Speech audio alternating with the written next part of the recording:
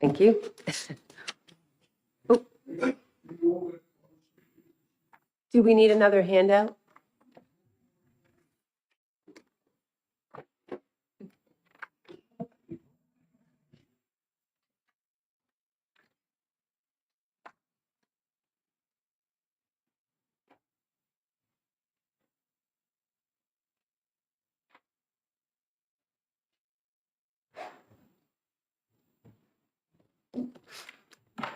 Thank you. If you could please turn to the last page of this document, you'll notice that this was an audit of the Department of Administrative Services. Liquor was named on observation 8 because we were part of the recycling program at the time. So we were observation 8. We responded. If you turn back to the first page, this was DAS's response. This was their action plan. Again, they list all the items. We are number 8.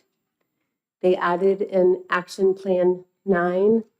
Again, that was the Liquor Commission should respond to. We were unaware of that response being due. When we were notified by this committee, we subsequently reached out to the Department of Administrative Services, asked them what happened, and gave them a response.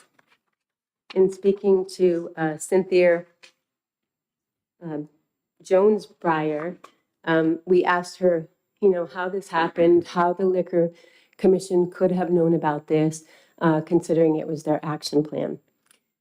They responded that they usually track these for the agencies, especially when there's multiple agencies, it gets a little complicated. Unfortunately, we never made it to their tracking list, so they never notified us that this was an open item. You're welcome. Any questions?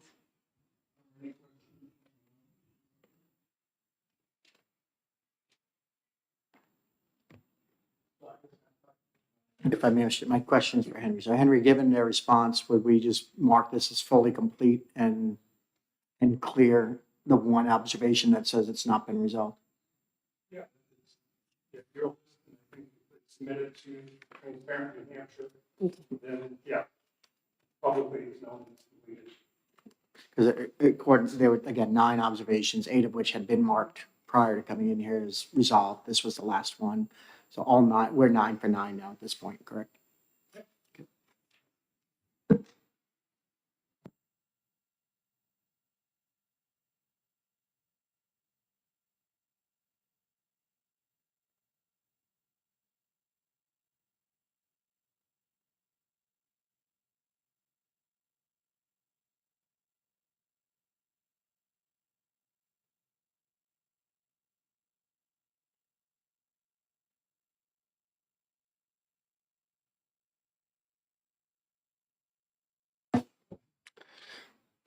Good morning, Mr. Chair, members of the committee. For the record, Richard Lavers, Deputy Commissioner with the Department of Employment Security. Good to see everybody. The department did submit a letter last week explaining the open item from the 2016 audit. So this was an audit of a department that no longer exists. This is of the Department of Resources and Economic Development. Employment Security now runs the job training program as a result of 2019 changes made by the legislature. So we've inherited the responsibilities that previously had been assumed by DRED for the Work Ready New Hampshire program, which was the open item, the remaining open item from that 2016 audit. So Work Ready New Hampshire is a program that's funded out of the job training program. It's administered through a memorandum of understanding between the department and the community college system. I did ask Chuck Lloyd and Chris Dudley to join from the community college system. They're behind me here, so I thank them for coming this morning as well. And I believe that the item, the concern raised in the audit, has been addressed as part of the 2019 changes. So the concern really was that there was no real statutory recognition of the Work Ready New Hampshire program as being part of the job training program. The legislature in 2019, they made significant changes with the job training program. They reassigned it from then Business and Economic Affairs over to Employment Security. The annual appropriation out of employer taxes got increased from 2 million to 6 million. Different types of training for individuals were put into the program with programs the department had to create.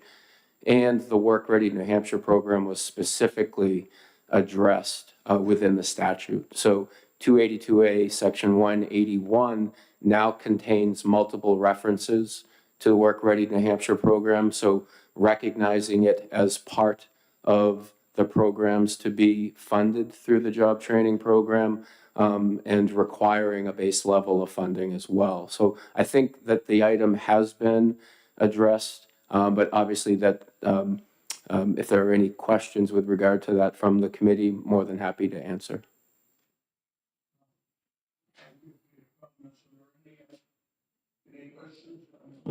Yes. Thank you, Mr. Chair. So same questions for Henry. Henry, again, they had 9 observations, 8 of which were fully addressed. This was the last item, but given the legislative changes in 2019 by the legislature incorporating that into the program, we're now 9 for 9 again. This is going to move to the green. Thank you. Anyone else? All right, thank you.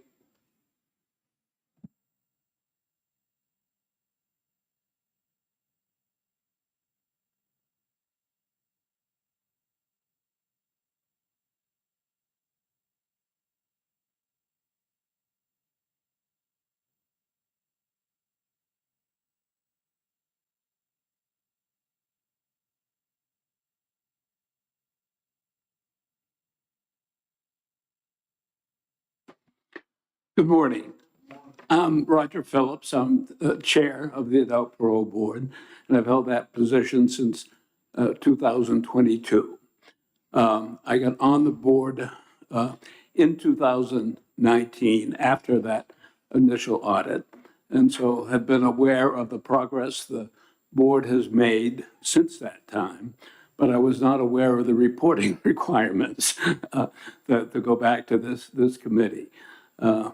But we have submitted a written response, and along with the, and I think all of you have received the from Jay Henry our summary, but it shows that of the 26 items, 18 have been fully performed, and then there are 8 that remain, 3 of which needs more work, and the other 5 are almost done. Much of one of the reports, I should say, one of the recommendations, observations, was that the board, do a weighted decision making. And fortunately, we are members of the Association of Paroling Authorities International, and I have, beginning in 2023, was the first time I could attend a conference, but with me is Jay Mackey, who's our Director of Operations, and he has been able to attend really since 2022. And we have learned about structured decision-making through the benefit of the educational programs within that conference. I also underwent training in 2024 from the National Institute of Corrections, which also addressed decision-making. The National Institute of Corrections provides to the state training on structured decision-making. And we were successful in being named for or awarded training for 2025, just as soon as they complete the training of New York. The only caveat with that is they didn't know how long that would take or how long it would cost. So the caveat is it depends on the federal funds that are available. Also, our entire board was able to go to a conference to receive a training on structured decision-making. But the program itself is rather intense. It's a 6 to 8 week program. And it's recommended that we try not to adopt it before they tell us the right way to do it. Some states have done that, and their implementation has not been as effective had they waited and received the appropriate training. So the things that are not accomplished are sometimes related to that, and also sometimes related to the fact that we need help from IT to get certain things accomplished. The Department of Corrections recently underwent a software program change from the Chorus 4 program that they had that kept track of all of the activities of the Department of Corrections, and installed and awarded the updated program, which was supposed to be easier to use, which is version 8 of Chorus. Unfortunately, it's not easier to use and has not been implemented fully. And we're waiting for a lot of that to be populated. And hopefully the bugs can be worked out, and then we can do such things as, there are simple things like we ought to post all of our meetings under the Right to Know Act, but IT is really busy getting other things done with that program right now. But I can easily go through and discuss any of the recommendations and indicate where we are along the way, but I don't want to, I think the 18 that have been accomplished, I think that's fair to say those programs have been successfully completed.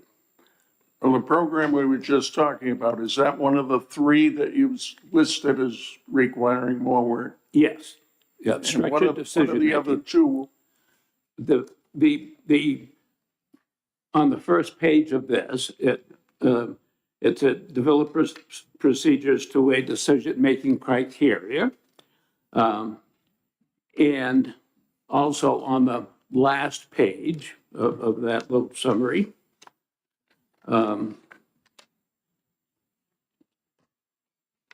there's a tracking mechanism that will be used.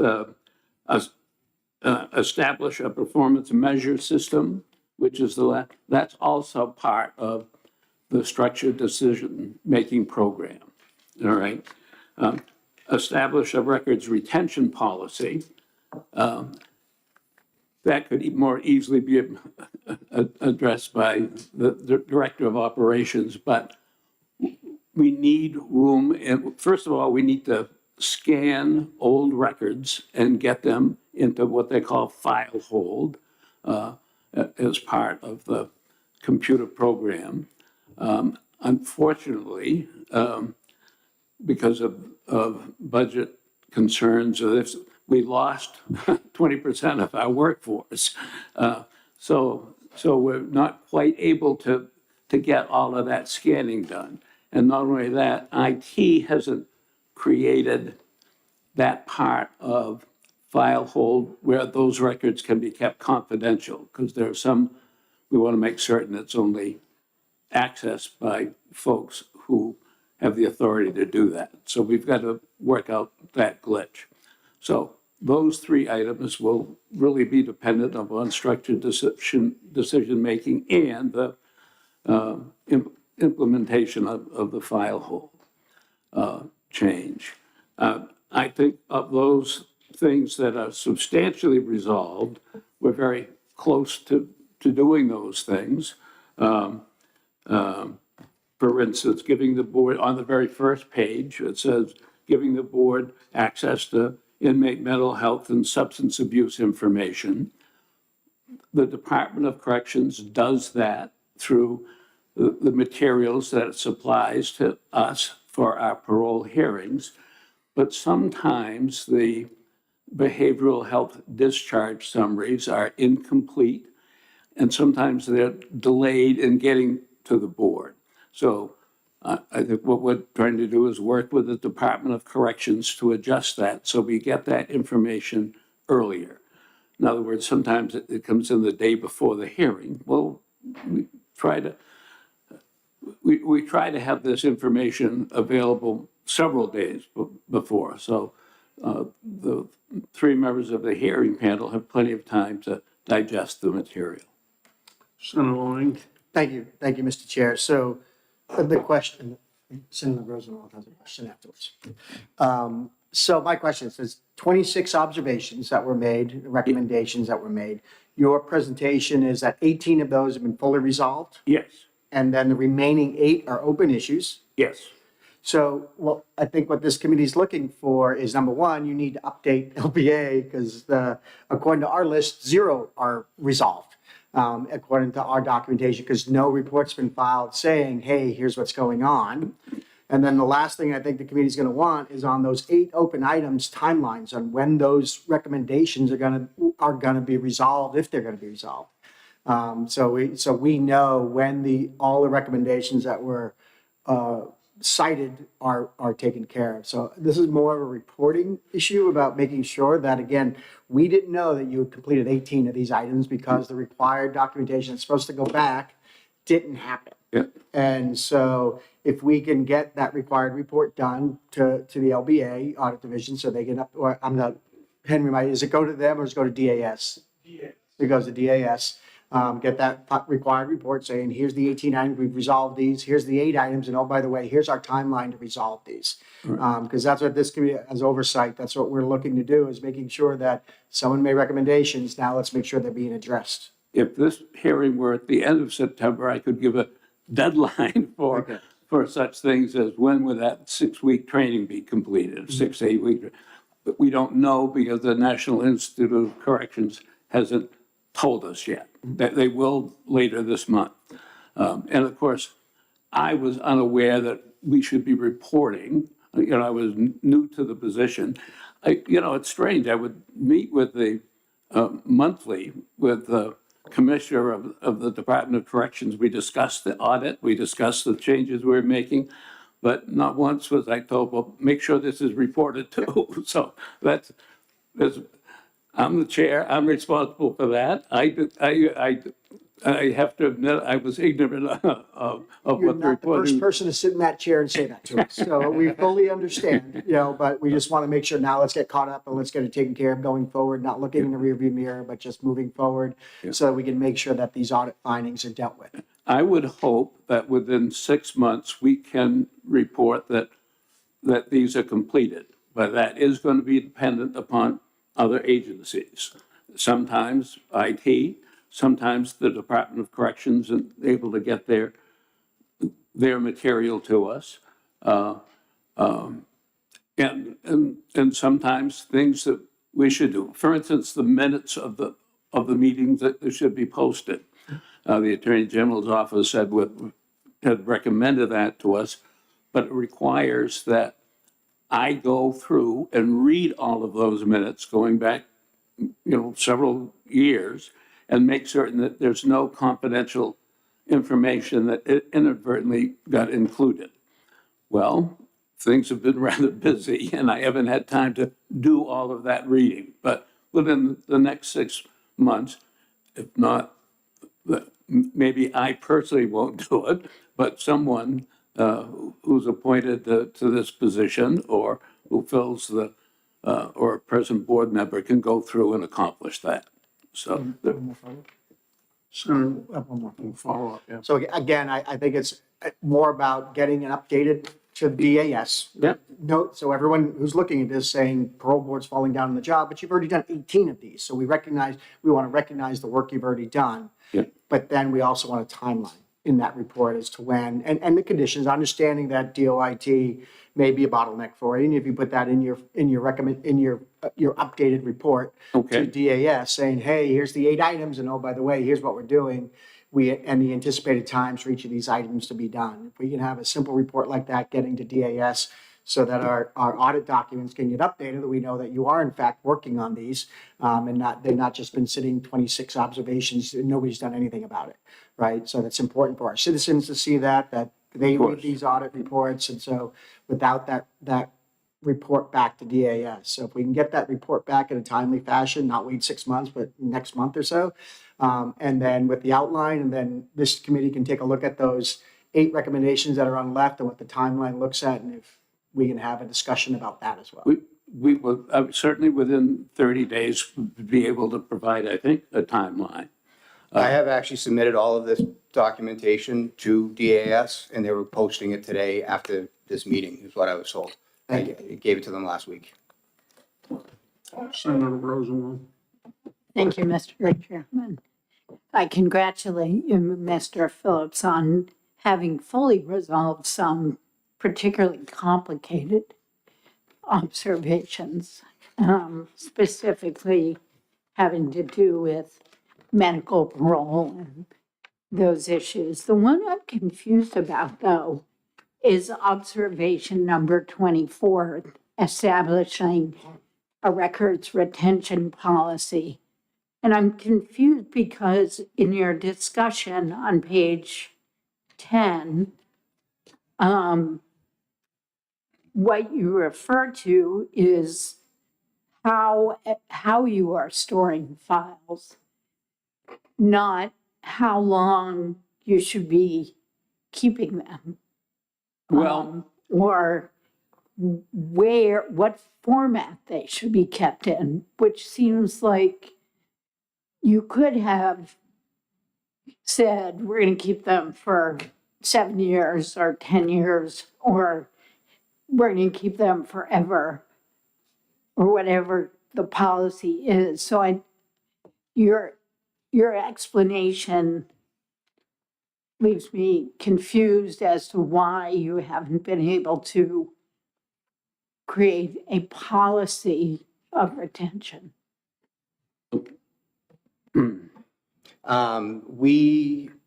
When I went through, I got hired in this position in 2021. I had gone through the audit, I went through our administrative rules, and our administrative rules were in conflict with the state's records, the statutes for record retention, where we were destroying like audio recordings of hearings after 1 year, but we have to keep them for 4 years according to the state's act. So we are going by the state's Archives and Records Management Act when it comes to the storing of records, but we have just not come up with an actual physical policy of record retention. We have not, since I've been in the office, we haven't destroyed any records. And we are keeping them for, at least for the minimum of 4 years. More likely, I came from the DOC as Administrative Classifications and Offender Records. The DOC's policy is destroying records after 10 years. So I was going to go more along those lines to stay in line with how the DOC does their records retention policies. And in addition to the digital storage, I had been working with IT about file hold. Per the right to know laws, 91A5, parole board records are exempt. So the problem I have is in some areas of file hold, every single staff member of the DOC has access to that. I've been asking to create a separate area where only specific job assignments can have access to it, where it would be parole board members, parole board staff, as well as the Division of Field Services, as they're the ones that oversee the parolees while they're out on parole and have to add to their files. So that's where we stand with the whole records retention policy. But it is on my list of things to get done immediately so we can update this. Just really more of a comment. Prior to 2010, the Board of Medicine kept all of their investigative files forever in like shoeboxes. mean, if some doctor had a complaint, they kept it forever. So I think it's really important to have a policy of how long you're going to keep records for. And maybe it lines up with DOC and maybe it lines up with something else, but I think it's really critical to have a policy of how long, in addition to what format you're going to keep the files in. Yeah. So that's the issue we're dealing with right now, as a lot of the records the paper file records that were stored in the DOC basement that flooded, and the air quality is too hazardous to allow anyone down there anymore. And the DOC had spent money to bring a company in for that air quality, as well as to get those records scanned, but then it became too costly and they stopped before we had a chance to get down there for our records. So we are storing records in our office right now. And so it's a major, one of the major things that we need to get going on, so we can not have all these records sitting in boxes in our office. One more, if I could. So some of those records might be so old that you're not going to put them into digital format. You're just going to throw them out, right? I mean, can nobody go look and say they're older than 10 years, we're not going to keep them? Right, so nobody can go down there. We don't even have a key for the area anymore. The DOC does not allow anyone to go down to that basement. Representative Webb. Well, I had a different observation, but I will follow up with Senator Rosenwald.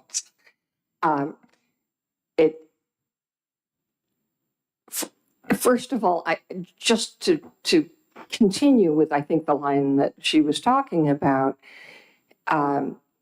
if we know how old those records are, that may help. But if you have an actual policy that you go back 8 years, you go back 10 years, whatever your policy requires, consistent with all the statutory stuff, then older than that, at least you don't have to scan them. You don't have to see what kind of confidentiality is in there. And as for records that have been possibly contaminated beyond repair, then I think that the point is incorporating into the policy the note that some of your records simply had to be, as one who has had a flooded basement and a lot of wet paper, simply had to be appropriately disposed of, and that disposal is going to create a whole nother set of issues, but that also needs to be done. I mean, I assume that nobody's proposing just locking it up and never going there again. Right. But the other observation that I started with before we started down this road is that one of the other things that's very useful in following up with these observations is knowing where the roadblocks is. If there's a roadblock with IT, knowing that is something the legislature ought to know about. And if there is a roadblock of work that is necessary that cannot be done because of staffing issues, that's also something the legislature ought to know about. And how the legislature handles that is a whole nother issue. But it is a matter of our taking accountability for it as well as you taking accountability for it. So I just wanted to make sure that that was on the table there as well. Thank you. Other questions? So I get the sense that probably the committee would like to see a report from you guys after the first of the year, maybe by the end of March, on the status of the 8 open items. And if they're all resolved, it won't be necessary for you to come back in, but if we'll see what the report says at that time. That gives you pretty much a full 6 months to get it resolved. Is everybody agreeable with that? Okay, we thank you very much for your testimony. Very much. Thank you Thank very you. much.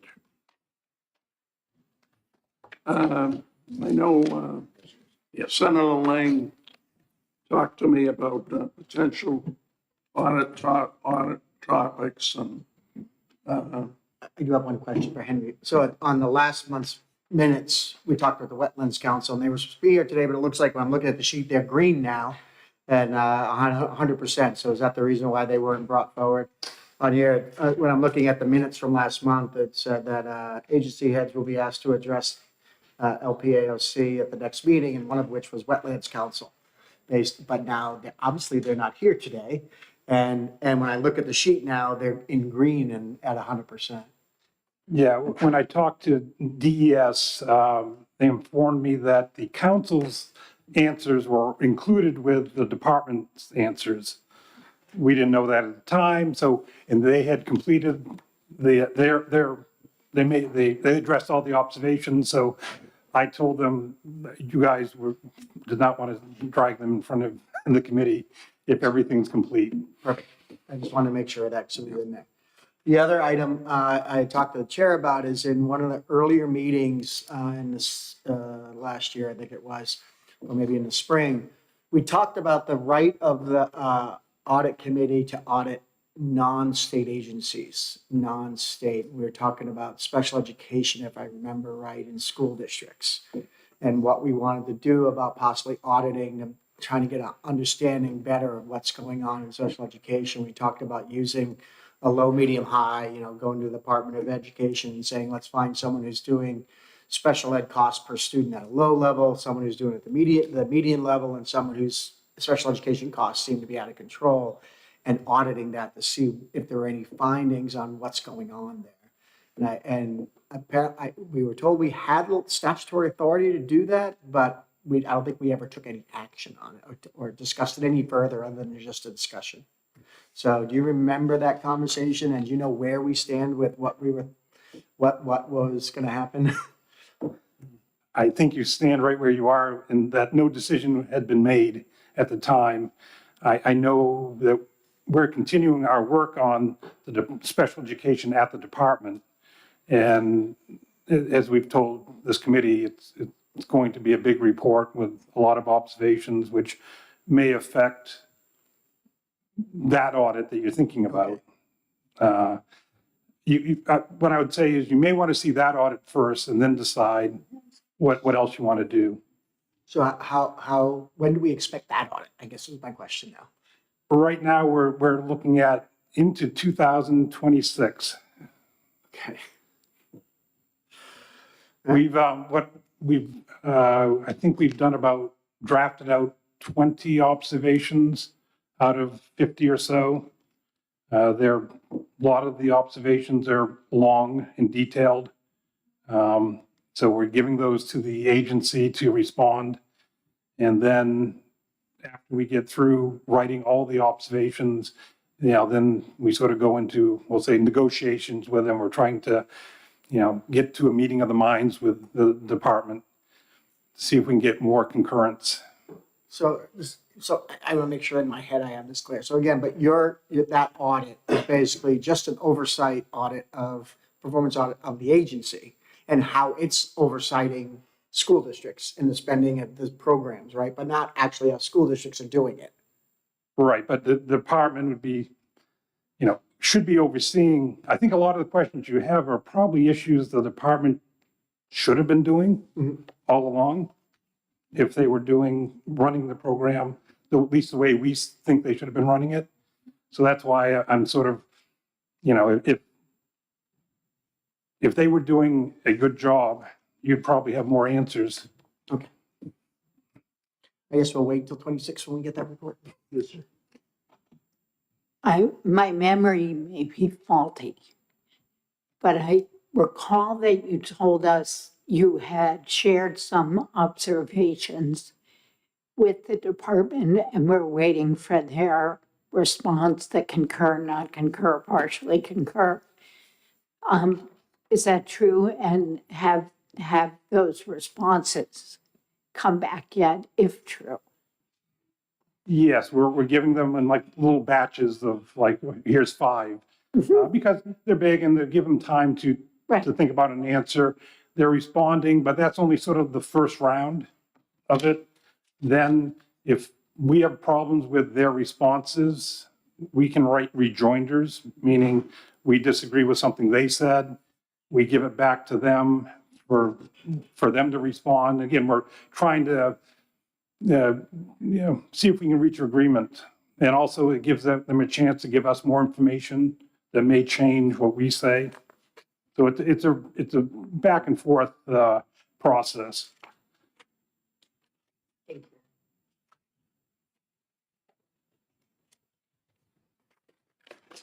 Anyone else have any questions? Yep. Well, I'm just looking at this Yeah. fabulous chart.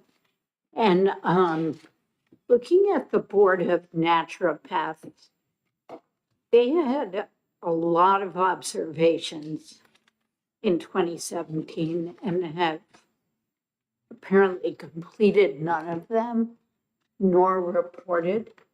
So I'm wondering if we could ask them for a status report at a future meeting.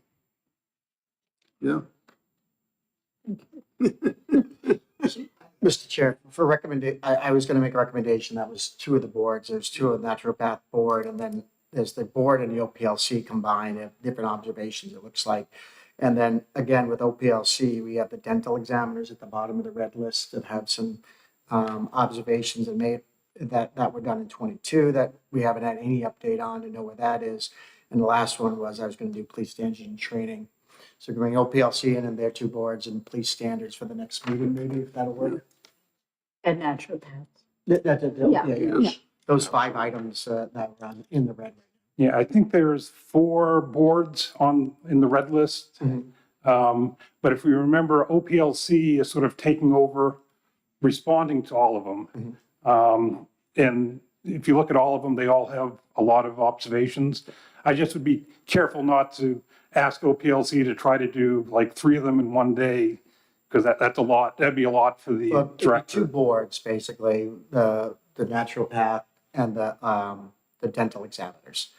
But it's board and OPLC, because each one has a different observation. So I'd rather not bring Dee in multiple times if we can help it. If she can update for next meeting for those 2 requirements of her, the naturopaths and the dental, have her come in just to respond to where they are. Some of this might just be, again, just like the parole board, just needs a report file that's been addressed and not been, because they've been working, OPLC's been banging pretty hard, and she's doing a great job over there.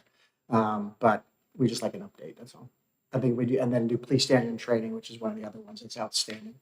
Yeah, I think police standard training, they had reported twice at least, and they're 50 or 59% complete. I think something like that. So I mean, they were on on the roll to. Yeah, the last finishing it up. update was 2023. Yeah, that's why they're on the list. Maybe Yeah. we can have a conversation with them and get them, have John come in and give us a new update. Director over there. And the only other 2, I think there's 2 corrections audits. Still, one of them is the adult parole board. There's 13 observations which affected the department. So it's not just the parole board. But then again, you have a brand new commissioner there. Yeah, let's you can let him know that we're gonna be asking, but I don't think we want to push him to come in right away. And Right. he has a lot of other problems to manage right now. Absolutely. I think we need to get the word out to the departments that there will be follow-up in the future on recommendations that haven't been closed,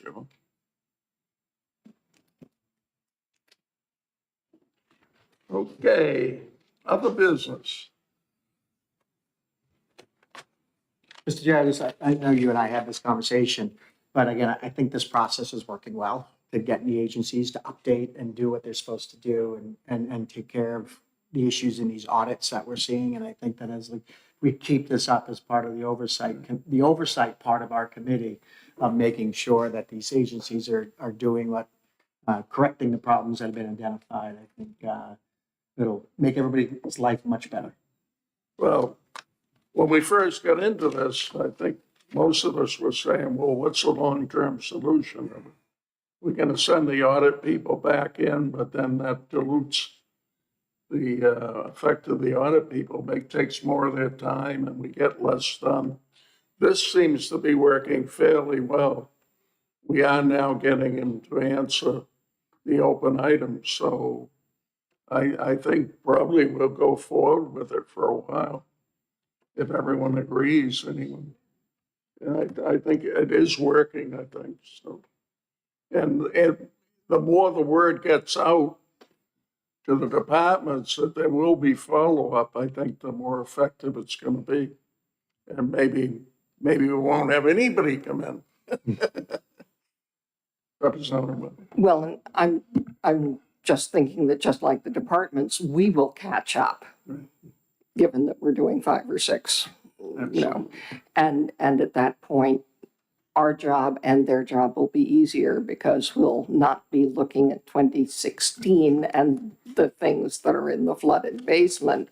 We'll just be looking at the reasonable progression from having received the observations to when they're going to be taken care of. So I think it's a great, I will say that when we started the work, my heart sank. And although it needed to be done, but I've been very heartened by the process that we've been through to date. So I thank all of you for the work on it, and thank you for the work on it.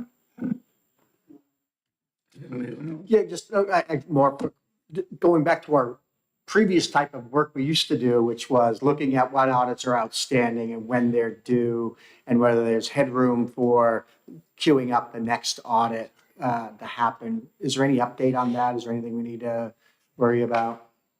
Not immediately. I think we're going into 2026 before the next team is freed up. Because we were running 3 audits right now. Okay. So you have time. And, you know, given you went through the budget cycle, you may have new topics, even besides special ed, you know, at the local level. But I mean, I don't need a list right now. Okay. I mean, we'll make sure that we inform you when we need a list of, you know, we have people coming free and we want them to be. Would it be possible putting on the next agenda, just an informational block that just says, these are the audits that we're currently involved in and what the dates are, and we have this queued up already, so we have an idea what's going on. Keep that, if we just add that to the agenda as an informational item, because I don't remember what those 3 audits you're doing other than special education are. So it'd be nice to have a reminder. Okay, the final thing on our agenda here is the date of the next meeting. So I know I'm gone I don't have to be here. We have Cindy as vice chair anyway, but I'm gone the first full week in October, which I think is the 6th to the 10th or 11th. And, So I think we've been trying to do the first Friday of each month. I think we've been trying to do the first Friday of each month. Yeah. That's where the last few months, that's what we've done, Yeah. which would be the 3rd of Yeah, the 3rd. October. 3rd will work, yeah. If ever, 3rd work for everybody? Okay, can you get this room? I will get Sonia to get this room.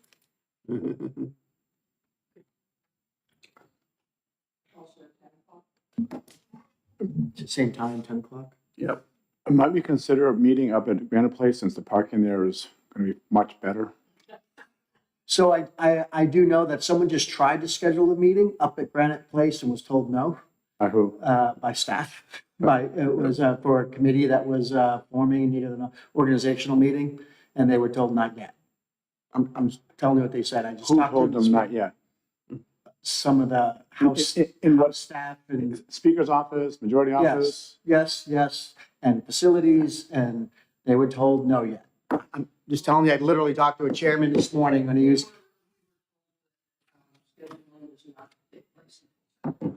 Right. Yeah.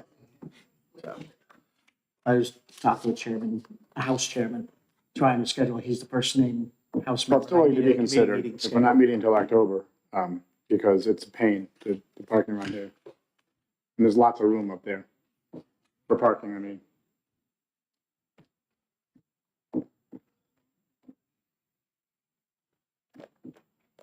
So, I'll get 100 for October, and then going forward, we can move over to Granite Place. okay, I guess that's it. We can adjourn. Second? In favor? Aye. Opposed? None.